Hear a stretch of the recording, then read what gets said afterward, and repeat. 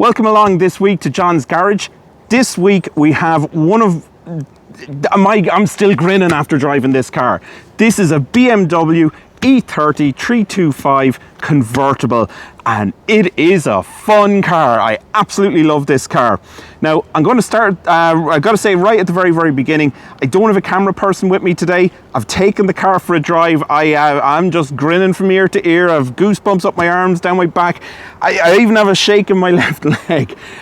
This car is unbelievable to drive. It is so much fun. It is so stylish, and this one is a bit louder than normal in the red and with the body kit, but I love it. I absolutely love it. Now we'll have a look at the engine and stuff like that in a few minutes. We'll have a look as well around the car and interior wise in the car, but it's oh my god, this stuff here, like, I loved the E36 a number of weeks back. I'll put a link to that video below. I absolutely loved that car. That was really, for me, it was the right balance of refinement. This is also a great balance. This is a great balance of no technology ruining things, and a beautiful engine, lovely chassis, lovely gearbox, and just stylish. Now, just to say, this is a convertible one. It's got the optional hardtop fitted, and it just looks brilliant. We have lovely tan leather interior. Again, that's absolutely gorgeous. And you'll see in a few minutes, is a red steering wheel in this car. If this car couldn't get any shoutier, it's got a red steering wheel, and it just, it's very 90s. We'll put it like that. But you know what? It still looks great as a retro feature. PCW alloy wheels fitted to this particular car, and there's also an M-Technic body kit fitted, which really sets the car off. It's just a beautiful car. I really can't get over it. I'm just so impressed. And not only that, it is 30,000 miles from new. That breaks my heart. It's not been driven enough. It's beautiful though. I absolutely love it. So listen, let's take a little look around the outside of the car. We'll have a little commentary on it, and we'll see what you good folks think, all right?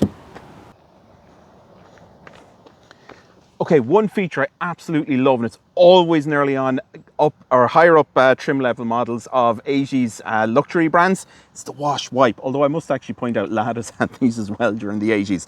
But it's the wash wipe function on the headlamps.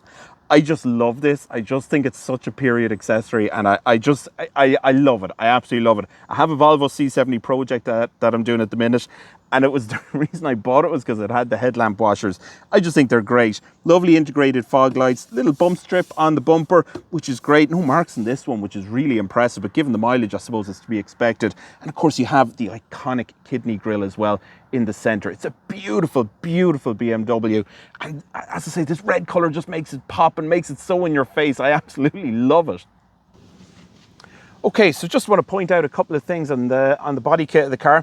This one's fitted with 17-inch PCW alloy wheels. I actually don't know, are they original BMW E30, maybe optional extras or something? So if you wouldn't mind blooping that into the comments, I'd actually be delighted to find out. But 17-inch alloys, 40 profile tires. They're really slick. They really fill the arches. As well, here we have the M-Technic body kit fitted to this car, which is absolutely gorgeous. It's subtle, but it really makes this car lovely and chunky. Makes it really stand out from other E30s. Another subtle addition, which I absolutely love, again, M-Technics, it's the rear spoiler on the boot. It's actually lovely. A lot of early 90s cars had something big that stood up and it just looked awful. Kind of, I don't want to say whale tail, but basically they'd alert the police to the fact that you were driving around. But this is lovely and subtle. Whether it does anything aerodynamically, I have no idea. I very much doubt it, but it's beautiful. Of course, the boot in the E30 convertible is actually usable. Unlike a lot of other convertibles where the roof folds down and you lose the boot, this one, you have full access to the boot. It's actually great boot size in it. So if you're heading away for a weekend, plenty of space in there if you wanted to use the car daily. Of course, some of you will probably notice the 325 badge is missing here. It's actually fell off when the owner was power washing it. So it's inside the dashboard, but it should be fitted there as well, okay? And of course, you have these lovely big lamps, lovely big clear square lamps.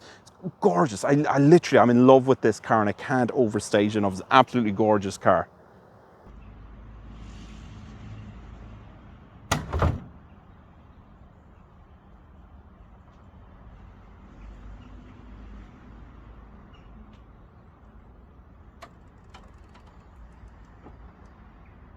We're here just to have a very, very quick look at the engine in the E30. This is a 325, so that means it's got 2.5 litre straight six engine with 168 horsepower, and in my opinion this is the best engine that ever was produced by BMW. I just think it's to die for. It's lovely and torquey, loads of power, easily tuned, and even better than that, easily maintained by a novice mechanic at this stage, or novice enthusiast. All parts are available, but listen, forget all that. As I said, I didn't have a camera person with me today to hold the camera, but I'm still grinning from ear to ear. I still have goose pimples all along my arm and up my back. This engine is just so much fun, and this car is just so much fun. Loads of power, loads of torque, lovely and responsive, lovely throaty sound from it. It's matted to the ZF 4-speed automatic, which normally I'd kind of be like, oh, that's super, that's going to ruin the engine. In this case, I actually think it's a lovely, lovely pairing. The engine's still responsive, kickdown on the gearbox is great. This thing would have no problem keeping up with modern traffic. It looks brilliant. Who cares if it keeps up with modern traffic? It just looks gorgeous. This thing is sex on wheels to me. And, you know, I criticised the E46 for having too many electrics. I thought the E36 was better in that regard. This is even better again. There is nothing under the bonnet apart from a basic fuse board and a battery. That's it. And this thing goes and this thing stops and it does everything you'd want it to do. And you'd have loads of crack on it. And listen, the smile still hasn't left my face. That's how much fun this car is. Folks, we're going to leave it here for today. As I said, I don't have a camera person, so I can't take you along on a drive, but trust me, this thing is just, it has melted my heart. It really has. It's a beautiful car to look at, beautiful car to drive. But listen, I really want to thank all the different owners who supplied cars to us up to now for the channel. It's really exciting. I'm having so much fun meeting people, hearing their stories about their cars, driving their cars. I just love that. I absolutely love the human connection. And I suppose with COVID, that was kind of lost. So don't underestimate what this channel means to me right now. What I would say to you is I'd love if people would share the channel. I'm not on an E30 owners group.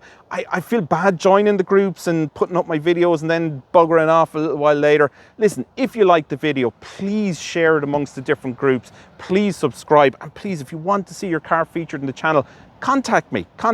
And if you have any stories of the E30 when you're a bit younger, put it in the comment section. I've interacted with every single comment so far that's gone in there. So I want to keep that up as long as I possibly can. But I'd love to hear from you.